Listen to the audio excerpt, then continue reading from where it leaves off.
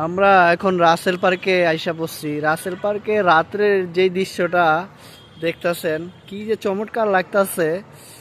এখানে শেখ রাসেলের একটা ভাস্কর্য ছিল। এটা শেখ হাসিনা যে সময় ইন্ডিয়া গেছে গা, তারপরে এই ভাস্কর্যটাকে মুইছা দিছে।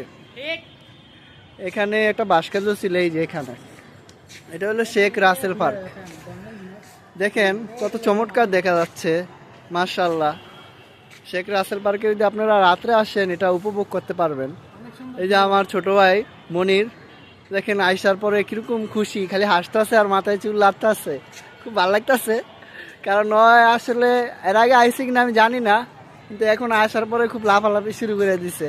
তো দেখতেই আছেন, কারণ ওর মন চাইতেছে নদীতে লাফ দেওয়ার, কিন্তু লাফ দেওয়ার তো সিস্টেম নাই, শীতকাল তো। সুবহানাল্লাহ, কি অপূর্ব একটা দৃশ্য।